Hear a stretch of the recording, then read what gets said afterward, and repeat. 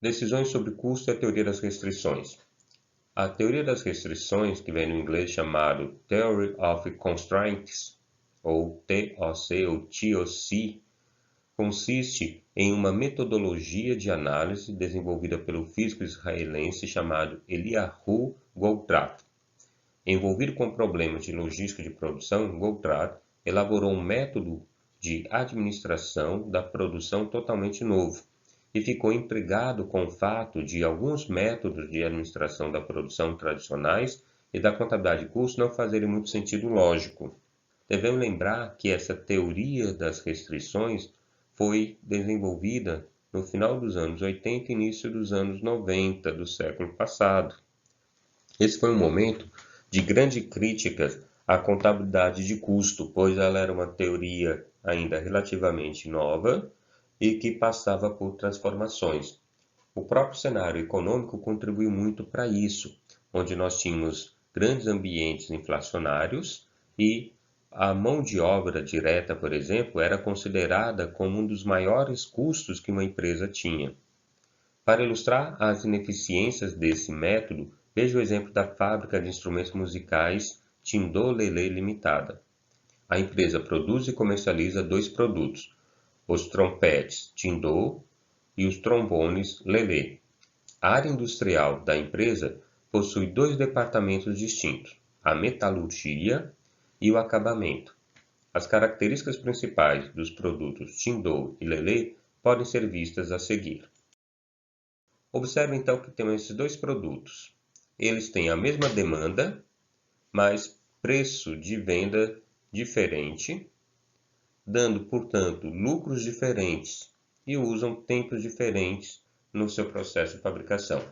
Se a empresa tivesse que optar, por exemplo, em deixar de produzir um desses produtos, qual que você, sendo o gerente dessa empresa, iria, vamos dizer assim, condenar? O Tindô ou o Lelê? Em relação aos dados apresentados na tabela anterior, nota-se aparentemente relativa vantagem do produto Tindô, pois apresenta margem de contribuição maior, 130 contra 100 do produto Lelê, e possui um tempo menor de fabricação, 55 minutos contra 60 minutos do outro produto. Essa corresponde à visão tradicional e agregada da contabilidade de custo e da administração da produção. A sua escolha, portanto, foi que manteria o produto Tindô e descartaria o produto Lelê? Cada centro produtivo trabalha em média 22 dias por mês, que dá 8 horas por dia.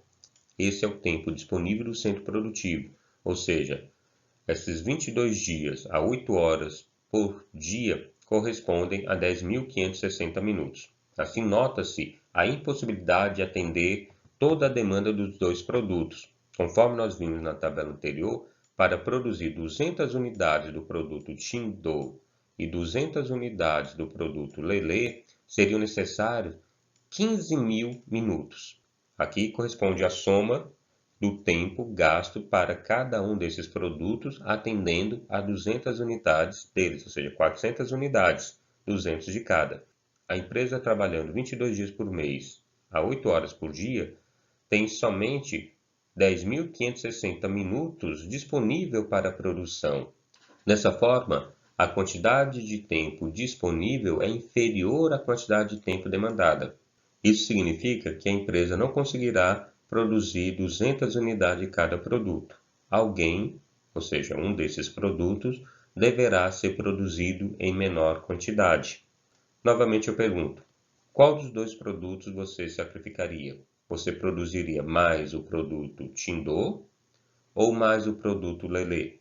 Ou você teria alguma outra alternativa, uma outra opção? Vejamos melhor isso através de uma nova tabela. Então, nós temos aqui os produtos e a soma das suas características. Relembrando, produto Tindô e Lelê tem uma demanda de 200 unidades, o tempo metalúrgico unitário de cada um, respectivamente 10 e 30, total de tempo de metalurgia, o tempo de metalurgia disponível, o tempo metalurgia total disponível em percentual, tempo de acabamento unitário, tempo de acabamento total, tempo de acabamento disponível e o total de acabamento total disponível em percentual. Logo, é preciso encontrar um ponto de otimização da produção, baseado na suposição de que o produto Tindô apresenta melhor rentabilidade sob o ponto de vista financeiro, da contabilidade de custo tradicional, e um processo produtivo mais ágil, sua produção seria priorizada. Ou seja, vamos dedicar o tempo para produzir mais o produto Tindô e o tempo disponível que sobrar após a produção do Tindô será utilizado para a produção do Lelê. Relembrando, existem 10.560 minutos produtivos em cada setor industrial e os produtos Tindô e Lelê consomem respectivamente 45 e 30 minutos do setor de acabamento.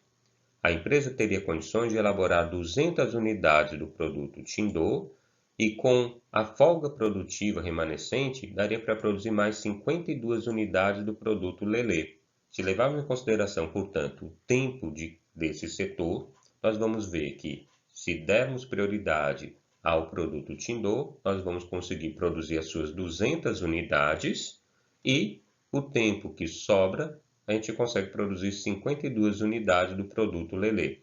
Será que essa é uma boa solução? Veja, portanto, como fica isso dentro da DRE, demonstração do resultado dos exercícios. Então, nós temos aí o produto Tindô com 200 unidades. A receita unitária dele é de 610. Isso foi apontado para a gente lá no início do problema. Os custos com materiais direto, 480. A sua margem de contribuição é 130. Então, 200 unidades vezes os 610, que é o valor unitário da sua receita, vai dar um subtotal de 122 mil. Os seus custos com materiais direto, também pegando 200 unidades e multiplicando por 480, vai dar 96 mil. E a sua margem de contribuição dará 26 mil. Produto Lelê. Bem, o tempo que sobra só dá para produzir 52 unidades. Nós sabemos que a sua receita unitária é de 600, multiplicado pelas 52 unidades, vai dar 51.200. Os seus custos com materiais direto é 500 por unidade, multiplicado pelas 52 unidades, vai dar 26 mil.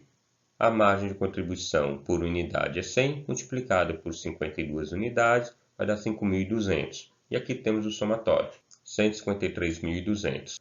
Os custos vão dar a soma total, 122 mil. E a margem de contribuição, 31.200. Devemos lembrar que nós temos os custos indiretos. Esses custos indiretos eles não são reduzidos aqui de cada produto, porque aqui nós teríamos que classificar os chamados custos diretos. Como ele é indireto, então ele é atribuído aos dois. Nós temos aqui como custos indiretos 32 mil. Ora, a margem de contribuição está dando como 31.200. Menos os custos indiretos de 32 mil, vai dar 800. Opa, veja que esse 800 está entre parênteses. Significa, portanto, que é negativo. Então, nós não teremos aqui um lucro, mas vamos ter aqui um prejuízo de 800. Se a empresa der prioridade à produção, primeiro das 200 unidades do produto Tindô, que aparentemente era o mais rentável, ela vai ter, ao final, um prejuízo de 800.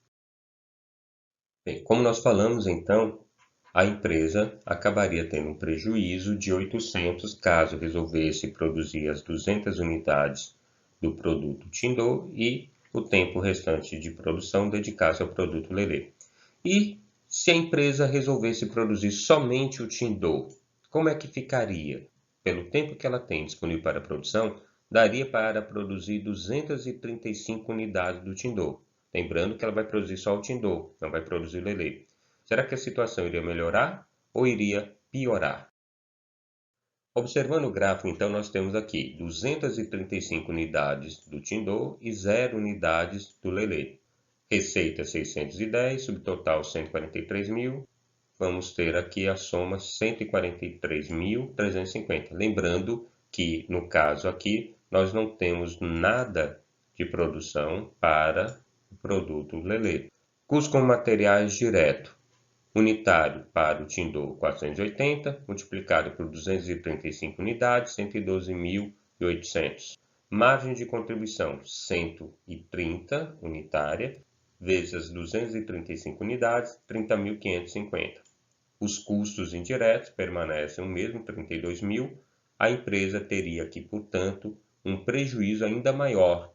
O prejuízo seria de 1.450. Conforme exibido na tabela anterior, o prejuízo aumentaria de 800 por mês para 1.450 por mês.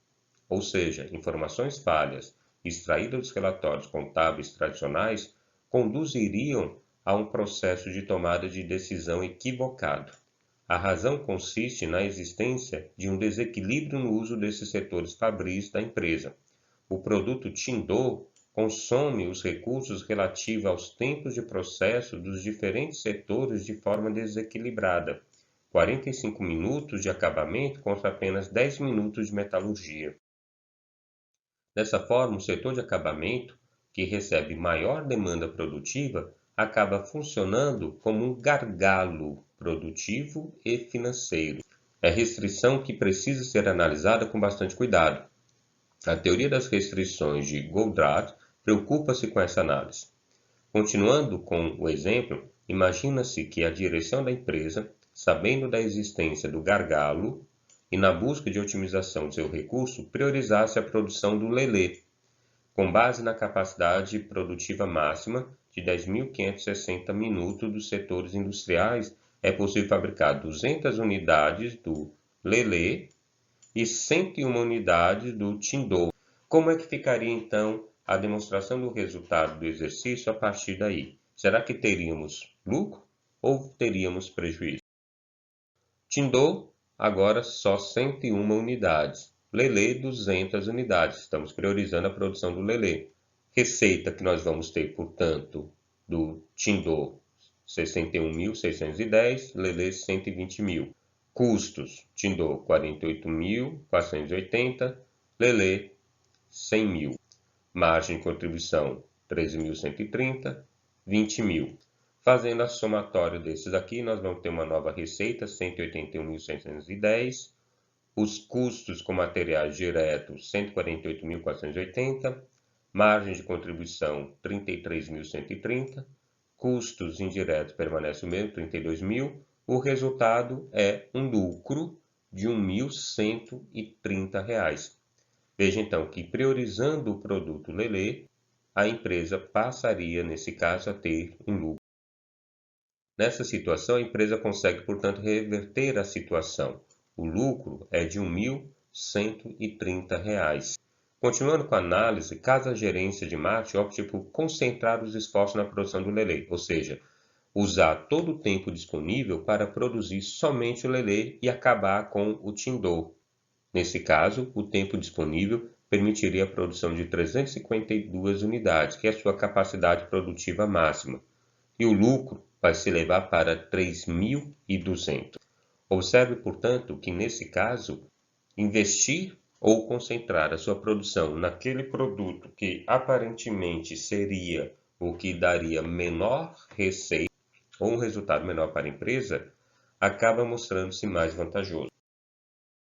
Então, somente produto Lelê, 352 unidades, vamos ter uma receita de 211.200, os custos 176.000, margem de contribuição 35.200, custos indiretos 32.000, resultado um lucro de 3.200.